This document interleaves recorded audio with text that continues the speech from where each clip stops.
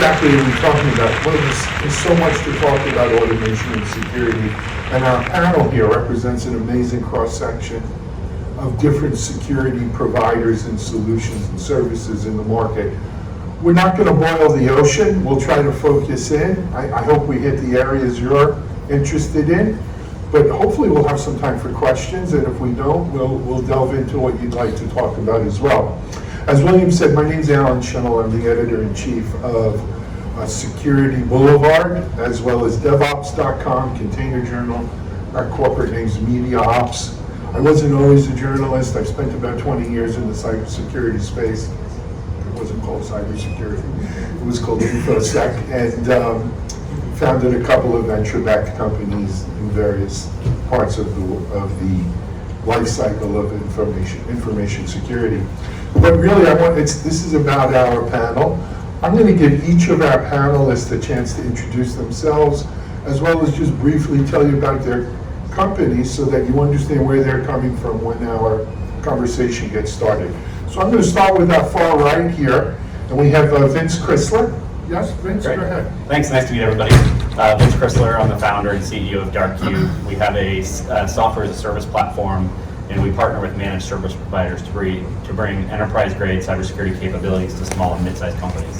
Everything we do is about automation. From a background perspective, I spent some time at the White House where I was the CISO there, spent time at the Pentagon, Department of Homeland Security, and at every stage along the way, I felt like people were overthinking the problem and it was too expensive and too complex, which meant 99% of the companies were completely unprotected.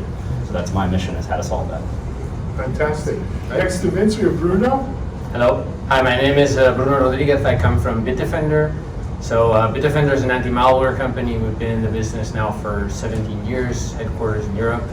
And we're working with Acronis for the Cyber Protect platform. So we have integrated part of our engines inside the Acronis product, so to automatically do malware scanning of the backups, malware scanning of at the endpoint level, so a couple of interesting things. What makes Bitdefender a bit different from other anti-malware companies is the OEM partnerships that we have. We have more than 150 companies that are using our engines in their products. So maybe a lot of you don't know Bitdefender, but we do a lot of business with other software vendors that integrate our technology, our engines in their products. So regarding automation, I think we will talk a little bit about how we use it internally at Bitdefender and how we believe that you can automate part of your processes for anti-malware and security in general. Okay, and next we have Dennis Zimmer. Yeah, Dennis, glad to be here. I'm actually a co-founder of vChain. Some of you might have seen in the keynote this morning the Zero Trust Consortium when it came to the blockchain part. So we initiated actually the Zero Trust Consortium, and we built a software on top of it. All of you are familiar with digital certificates, and all of these certificates are focused on persons or companies. What we provide is actually a solution that focuses on digital assets, no matter if it's a file, a document, a container, or whatever artifact, source code. And we give it a unique, globally unique, meaningful identity that is immutable, stored on the blockchain. And we integrate completely into all kinds of DevOps tools, pipelines, but also, of course, for the end user. So you don't need to install anything to verify, for example, the identity of a digital asset. Fantastic. And sitting next to Dennis is not Daniel. Just wanted to make sure you guys were watching. We have Charity Wright. Charity? Yes, thank you. My name is Charity. I started off in the U.S. Army in 2005, where I served as a Chinese language analyst. I was assigned to the National Security Agency for several years to do cryptologic language analysis, and then in 2015, I decided to change over to the best industry, cybersecurity, to analyze cyber threats from an intelligence point of view. Currently, I'm working at IntSights Cyber Intelligence. We specialize in tailored threat intel, basically finding your assets in the surface deep and dark web in order to alert you on the threats before they actually happen. Interesting. And then last but not least, we have Daniel. Yeah. Hi everybody, I'm Daniel, Chief Operating Officer and co-founder of a company called DrChrono. DrChrono is a medical records platform for physicians and patients.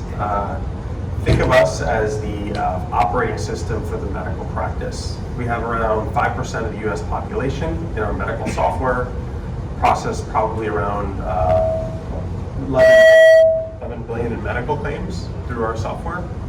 And we're doing roughly, we did about 70 million appointments in the life of the company.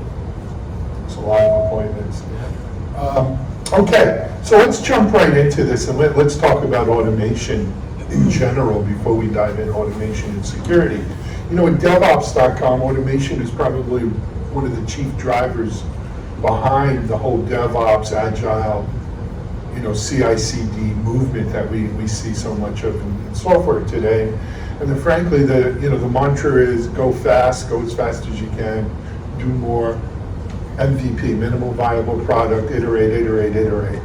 And so the only way at some point to do this is through automation. Now, that in and of by itself is dragging security along, but there are real reasons why automation for security in particular is vital for today's IT and business world, right? And really, you know, I tend to think of the IT world and software development in a left to right paradigm where we architect, plan software, we build it, we deploy it, we manage and monitor it, we update it, right? And in some cases, we have to manage it for other people. I'm going to ask each of our panelists to jump in here and talk about why automation and security is important in each of the various niches that they play in, okay? It's going to be a bit of a free form, so everybody will chime in as they go. Who wants to go first? I'll start. Okay, I was hoping. Okay, so in cyber threat intelligence, it requires a lot of critical thinking, like all of our jobs do.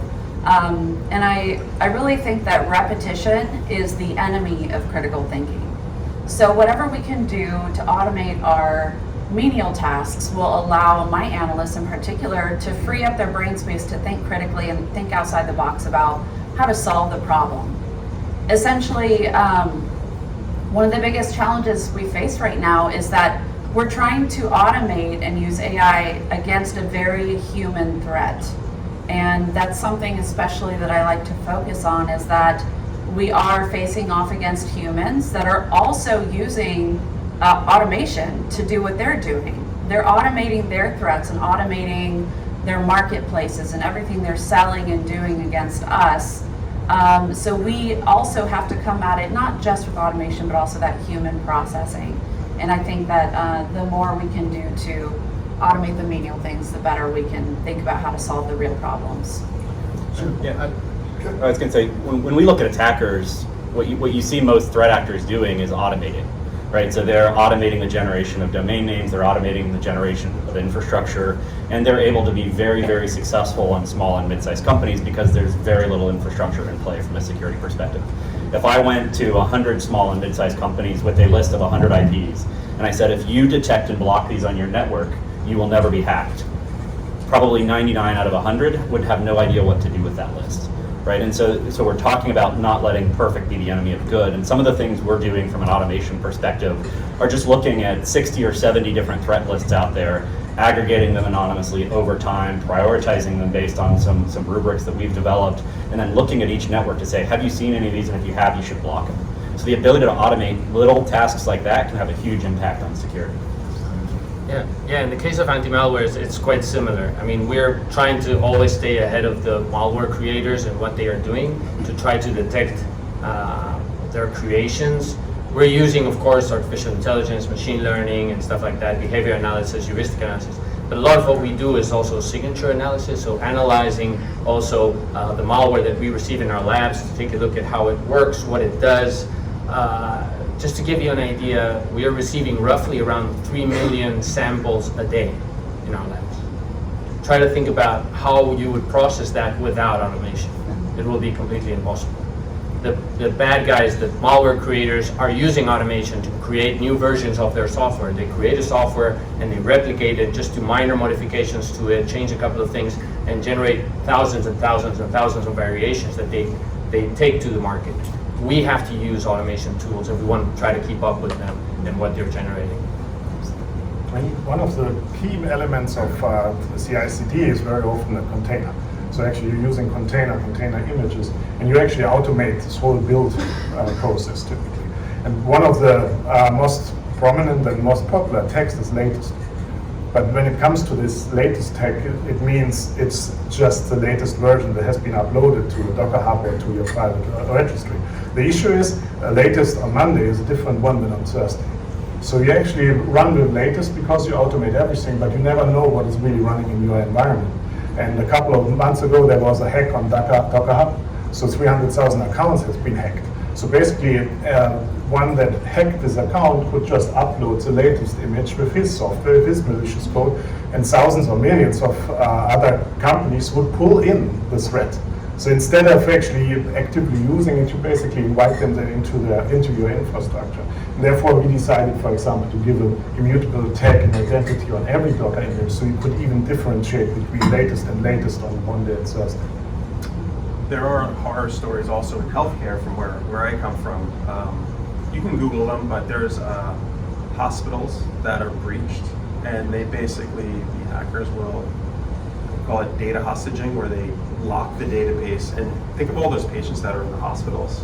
The complete hospital is down, and the hacker says you need to use cryptocurrency and send us the crypto, or else you're not getting your data back. And these are, multi-million dollar hospitals. It's horrendous how, hackers can just get in there. And these hacks are happening because the lack of automation in some ways. So Exactly. automated updating and patching of your antivirus would prevent that. Making sure that your remote desktop server, which is how a lot of ransomware gets in, that you don't have a remote desktop server exposed to the internet that can be brute forced a million times and you have no ability it's happened. Exactly. So the automate or die kind of mantra is really important. No, it really is. It is. I mean, when we look at what's driving this, a few of you mentioned artificial intelligence, AI, machine learning, and really, they're not synonymous, right? To me, machine learning is more when we're dealing with such a big data problem, right, where the data becomes so humongous that we need to deploy automation, right, to just deal with those amounts of data.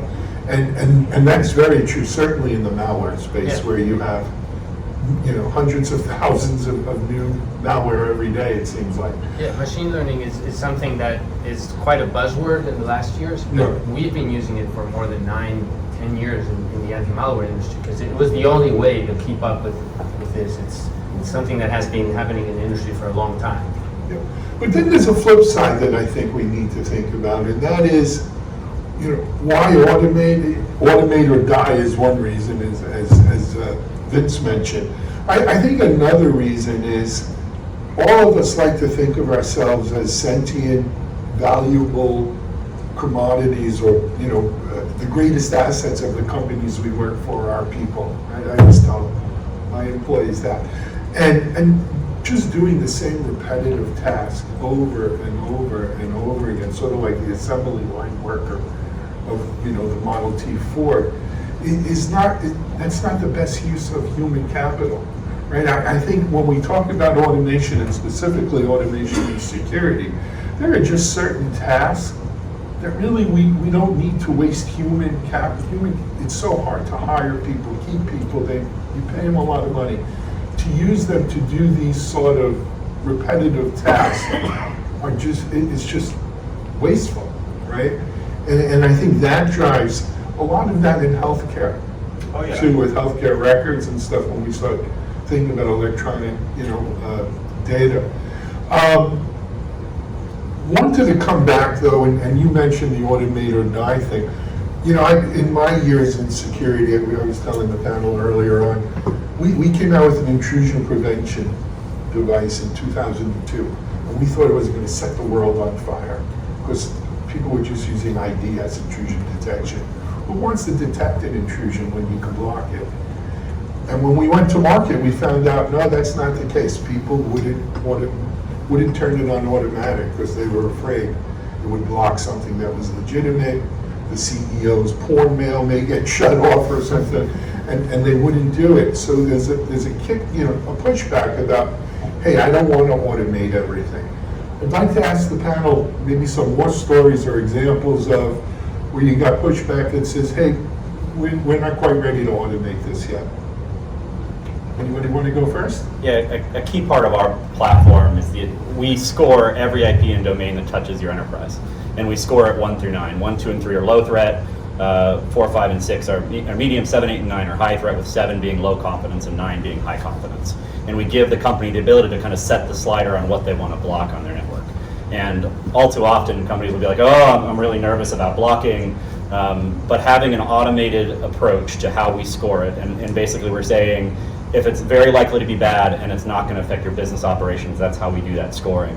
And very quickly our customers say, why am I having all these 9s hit this one IP address in my network? Well, that's a server on your network that you have an any rule coming in from your firewall. That's a bad thing. And they're like, oh, maybe I should block the bad stuff. They turn it on and it completely changes their security posture. So for us, it's like having that visual learning of what's happening in your enterprise, and that visibility is pretty powerful. What's interesting then, though, is you're automating the scoring to then automate the security. Correct. Right, so it's kind of a double level automation. Any other kind of examples? What we support is actually also untrusting any artifact. So you could also untrust a running container. Potentially somebody could just say, okay, at the moment the container image is untrusted, you stop it. So far nobody ever did it. So I think it's extremely important to have these kind of capabilities, but in reality, the moment your whole production would fail just because you untrust one of the things you don't even know that they are running, that's actually a complete different story. So we could actually go so much further in the trusted computing world, but I think this is the human fear of, okay, I'm turning the following switch and then my production goes down. And I don't really know what is happening. So therefore we actually started in monitoring first, having a couple of steps before you really stop any application from running. And something similar to what Vince was mentioning at the network, with all these indications of compromise and things that are coming, we do something similar at the endpoint with behavior analysis. So we analyze how the endpoint is behaving, how the applications and the processes are behaving, and we start to raise the bar. Like, for example, if one process tries to hijack another process, well, that's not something normal, so we may give it a score. Then if that same process tries to, connect to a specific server that is in a blacklist, then that's another score. And even if we don't know if that process is malicious, just because of how it's doing and the score it's getting on a malicious scale, we could say, we can decide that it's suspicious. But we'll block it, but we won't delete it or stop it. Basically, we will either quarantine it or alert the administrator. Because even though, all of this behavior analysis is really advanced, you always need a person to make a decision at the end of the day to say, okay, is this really malicious or not? Should I block it? What would I do with it? So at the end of the day, it's important to automate, but in some cases, the last verdict has to be done by a human. Normally, it's an MSP who is managing that, knows about security, and can decide, yes, this is actually a new threat. It's actually going to harm my endpoint, so I'm going to block it. But that's what I mean by keeping the human, Exactly. the most expensive element here, right? Saving it for when... For the end of the chain, we could say. Agreed. Sharon, you wanted to say something? Absolutely. Since I started CTI 5 years ago, and we were pretty much only using open source tools, we weren't automating any of the CTI process. We've come a long way.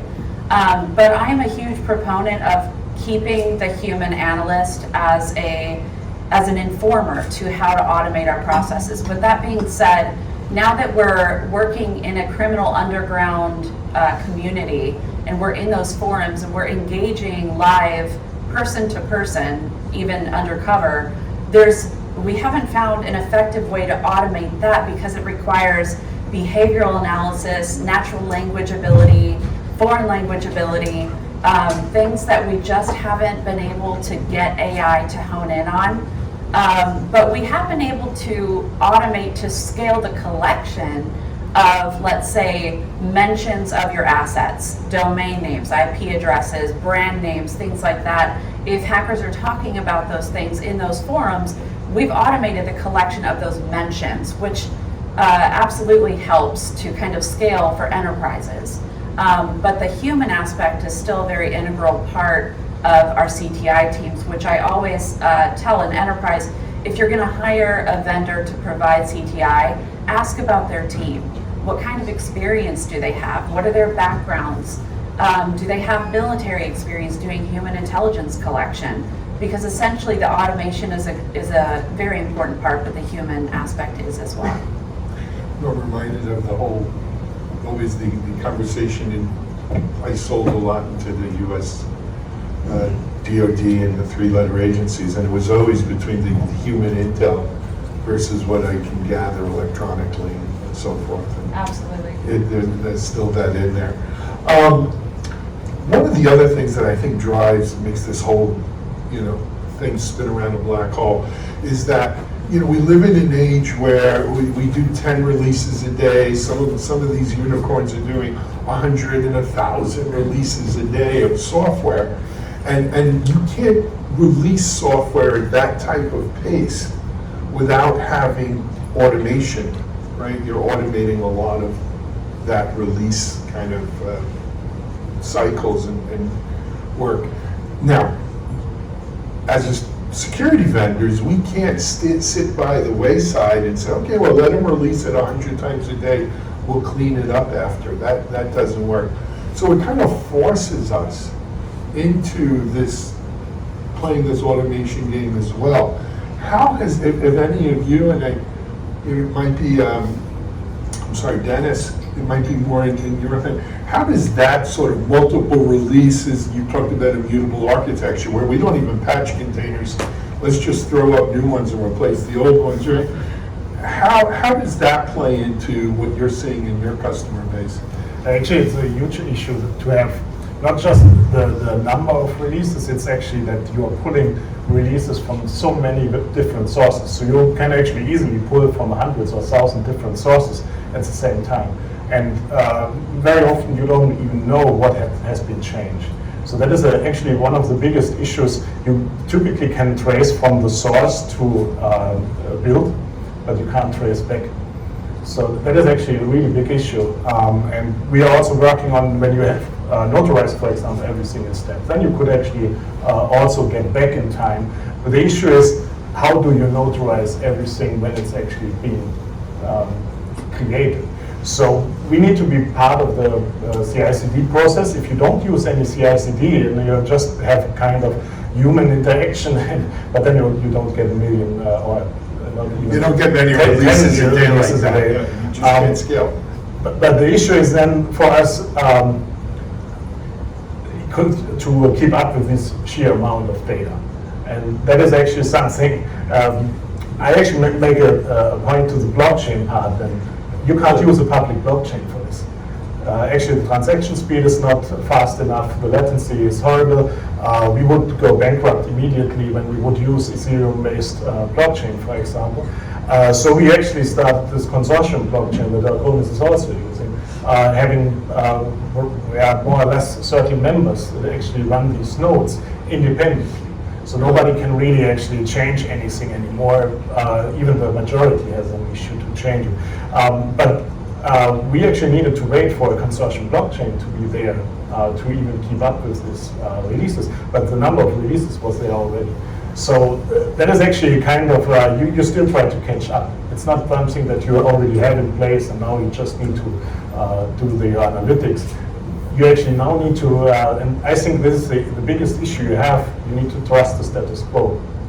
And that is actually something that you can't probably change. And that is the issue with the base of everything. Like you mentioned with the any rule, actually if you now revert it, you don't know what's already in.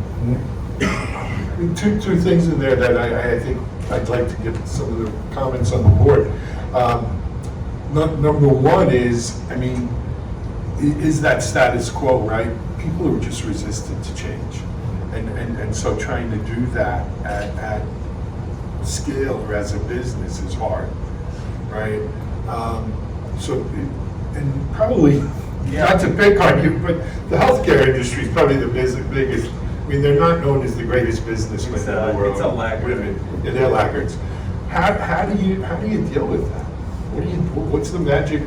What do you tell them? I think there's a lot of resistance towards cloud vendors in healthcare, and there's hybrid vendors, which is also a good infrastructure. But there's, a lot of the vendors out there. They literally will just place servers in basements, and it is not cloud-based. So there's, what you're talking about is the reverse problem of too many releases. It's too little releases. Yep. Where I'll go into institutions and they'll have 20-year-old software.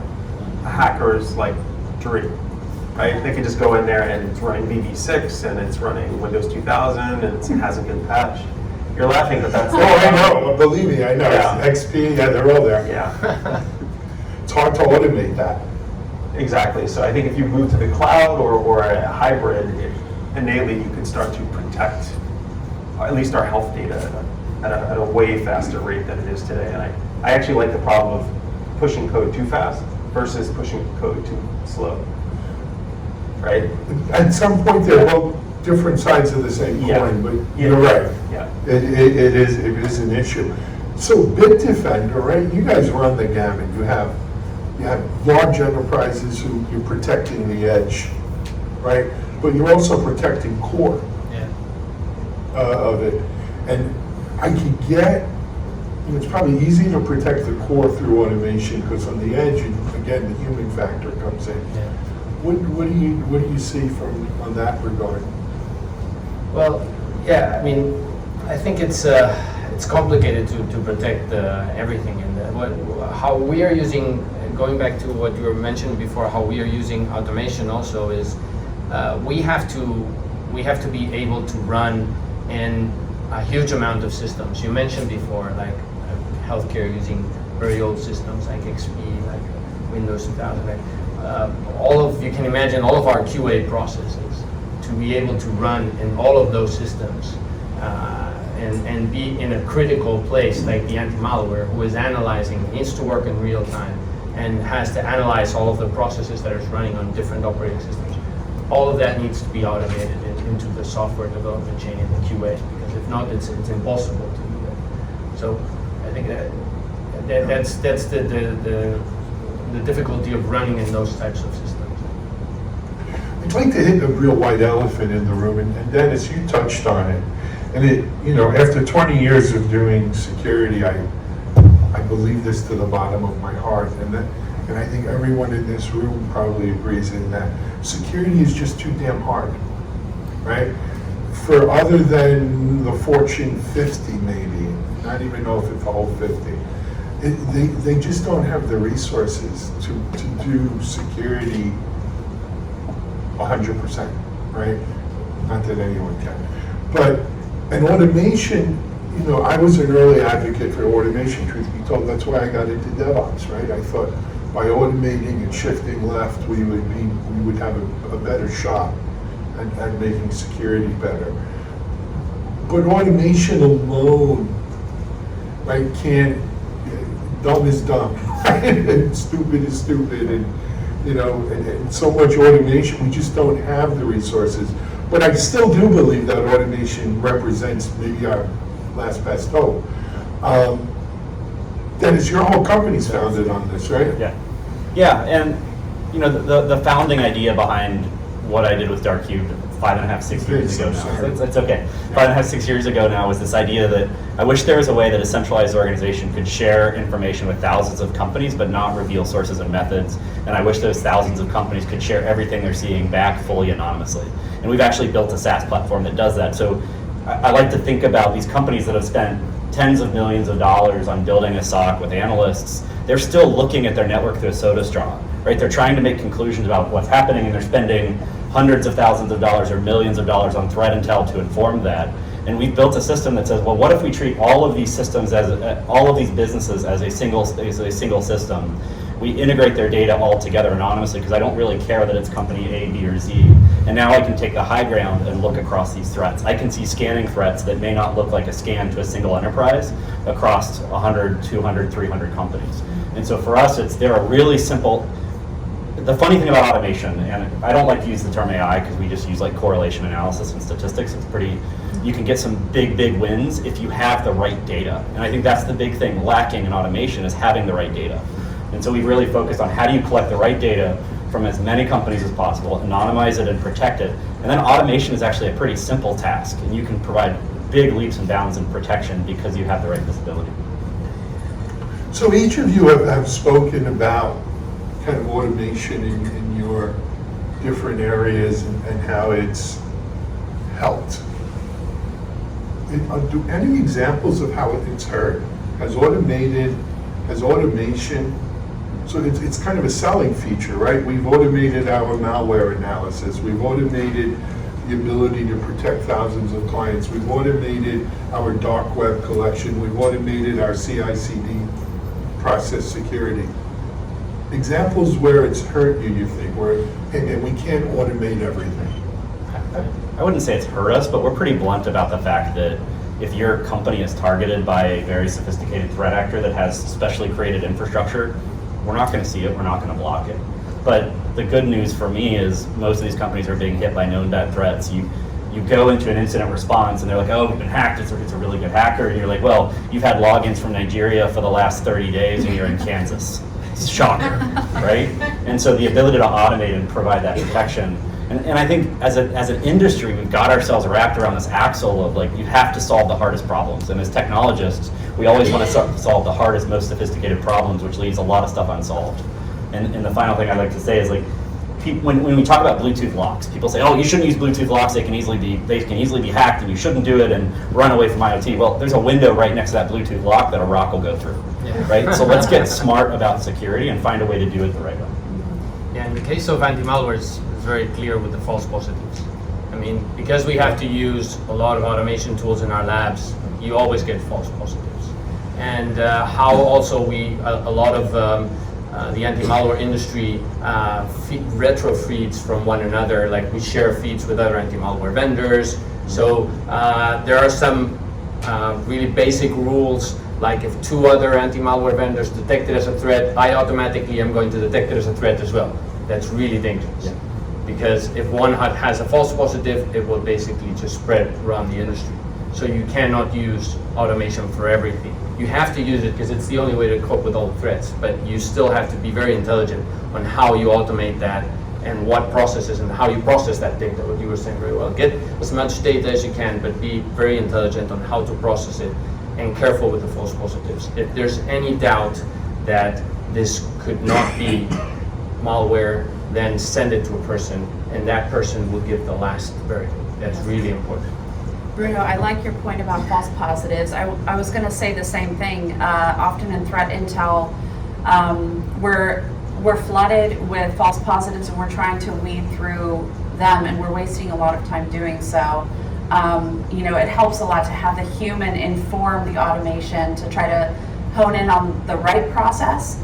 But again, the human factor, we're dealing with human threat actors that know how our automation works and how our security tools function, and they can create, I want to say, distractions or create false positives on purpose to put our analysts on the wrong track. And so it's a constant challenge. I don't want to say it's necessarily a huge problem, but it's a challenge for us to always be figuring out how do we get ahead of this challenge. Yeah. Same for us. I do think that there's a few base cases also that are a little scary with automation. One of them being out of there's the three big cloud vendors out there. I went to one conference and there was a person there talking about how automation can bankrupt companies. Because if you spin up too many servers, the cost immediately will bankrupt the company for a startup. And you're laughing, but that's a big issue in itself, right? There's a whole cottage industry of companies that will track your Amazon spending, for instance, at AWS. Amazon.com is a whole nother story, but your AWS spending anyway, because that people don't, those bills, I think they went to the people from AT&T and got the same advice on how to make a bill undecipherable, right? And we should automate going through these bills, but you're right. I mean, a small company can bring up a $50K bill really quick. And that could put them out of business entirely. just getting off the ground. Can I add something to that? You made me think of something, and also based on something you said earlier. A lot of times, automation can cause increased costs to an organization. But I think one of the things we should all take out of this session is how can we make this more affordable for organizations to access, and especially SMBs. Small, medium-sized businesses need security too, but they often can't afford enterprise-sized solutions that we're offering. I know at IntSights we have the automation and we also have the human factor. The human analyst team is really the premium service, and so our enterprise customers get the automation and the analyst team, like a dedicated analyst team with a dedicated analyst out there searching for threats to your organization. But for our SMBs, they get at least the automation.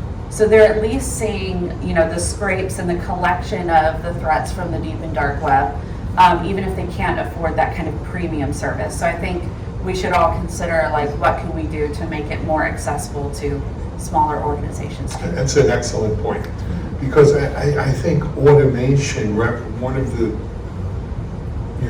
what makes it so attractive is that it does make it possible to scale down the cost, to bring meaningful security within the grasp of SMBs who otherwise would never be able to afford it, frankly, right? And we could talk about what affordable exactly is and how high you prioritize your security, but it's certainly a piece of that. We are on the other side of our panel time here, and I wanted to turn to the future, right? So we've made tremendous strides with automation. The malware industry is probably one of the greatest examples. Human threat intel sifting through the dark web is another great example of it. The whole progress in CI/CD and shifting security left into it, great. Where's the next big thing in security automation? Either that you see coming or that you pray for before you go to bed at night, that you live to see it. And I'll give each of you a chance to talk about that. Maybe can I just go back to one thing, because Sure. you mentioned that actually the top 30 or top 100 companies, they actually have the best security or the best of class security. Yep. I can give you an example that is pretty nasty and funny because typo. So they actually had automation, everything was very well secured. Nevertheless, they needed to have a project extremely fast released. So they actually had a project team sitting in their own production, and they had a typo. So they just actually had the repository they used was a misspelled. But actually there's a whole bunch of developers and hackers and so on. They only use the misspelled part. So in seconds, they actually leaked the whole database online. Yeah. So, and that was a big security, or a big company, probably S&P 500, very well secured. But this single project actually just flipped the whole thing. Yeah. And I think that is one of the bad parts of automation. That it makes you less think about what you're actually using. And you don't care about the source anymore, so as you did before. Fair enough. It's a good point, right? Because the computer doesn't realize it's a misspelled word, it's just another character, Yeah. right? Where a human would say, wait a second, that's an easy one, right? Let's talk about the future, though. So I look at what's coming down the road, a combination between the Internet of Things and 5G. And I know people think about 5G as being a buzzword, but it really is going to be transformative in terms of the bandwidth, the latency, and the number of devices you can have in an area. And I think if we're having trouble securing enterprises, organizations today, just wait until we're very close to having no edge of an enterprise, no company-owned devices, and a proliferation of devices that have your data and information on them. And we're not prepared to handle security in that context. It is. It really is. And so that's what I see the future is. Like, we've got to figure out a way, and the only way to start thinking about security in that context, when there are, a small business may have thousands of devices instead of 15, and those devices can communicate really quickly, and there's very limited ability to monitor. That's where automation has to come in, and that's where the security community, I'm challenging folks to think differently about how do we protect data, how do we secure things, how do we think differently about protection in that environment. Ben, I was going to say exactly the same thing. So 5G and IoT, and it's really complicated because what you said, the edge of the network disappears. There's no perimeter security at all, and all of those devices have no security whatsoever. It's not like in the standardized environment where you have 100, 1,000 vendors. Here we're talking about tens of thousands of vendors and new vendors coming every day from China, releasing new products based on really old BusyBox technologies and stuff like that, that they just release it. They don't care about security. It's just who gets first to market. That's really dangerous. It's like going back 20 years or 25 years. So it's really complicated. And also, what I see as a big threat there is that who owns that security? Who is in charge of the security of those devices? Is it the manufacturer? Is it the network operator? Is it the big cloud aggregators? Who is in charge of that? Is it Google? Is it, I don't know, Cyxel or whoever does your router? Or is it AT&T? Who is in charge of that? They don't know. They're all, and a lot of them are trying to do things in security, but it's not clear who's going to take the lead there and who is going to actually say, yeah, I'm responsible for all of these devices. Is it going to be the 5G operator? We don't know. And I think that's where we need to look into. It's a big threat. I will tell you, I'm reminded, I did a podcast about 10 years ago with the CEO of a couple of the NoSQL vendors, MongoDB and Couchbase. And I had both CEOs on with me and a security friend of mine from Gartner. And I said, hey, does NoSQL stand for no security? You know, what's going on with security around NoSQL? And they both said to me, they said, Alan, we'll make security a priority when our customers tell us to. Right? About 3 months later, there was a big hole in Mongo discovered and all hell broke loose. And after that, they got religion. And so unfortunately, having been in security a long time, as many of you have, that's what it takes.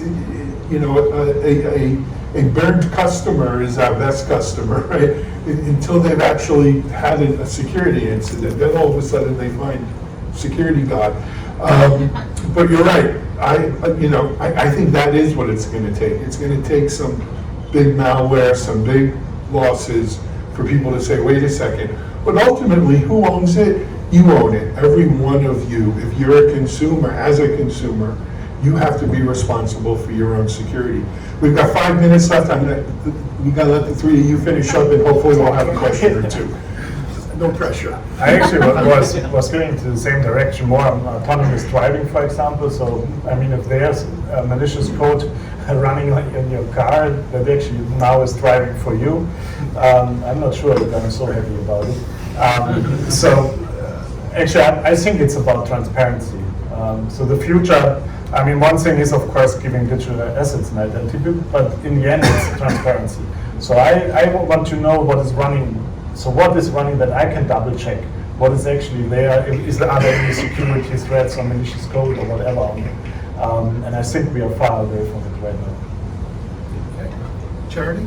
Okay, speaking to, let's say, external security outside the wire, I'm gonna say this. We know that research shows most attacks start with phishing. One of the ways that we're automating, let's say, taking down phishing attacks is as soon as a suspicious domain is registered that looks like yours, it alerts you and we remediate it with the registrar. The problem is we need better automation to communicate with the registrars and have them take it down right away. So we're supplying the evidence that it's malicious, they need to take it down right away. We don't have time to wait for 1, 2, 3 days. There's already an MX server stood up there, so it's going to start sending out phishing attacks immediately. So I think that is a major focus for external security. Okay. Deb, you want to give you the last word on that one? Sure. I think, I'm an optimist at heart, and I think that's why I started a company in the healthcare space. I think looking out in the far future, let's say we all could just walk into a doctor's office and they know who you are and they have all of your medical information and it's secure. Something as simple as that is a win for all of us. And I feel like if we can get to that point and it be secure, it's better for all of us because there's that day that you have to go to the doctor and there's an emergency. And the more that they know about you, the more you're there, that's a win.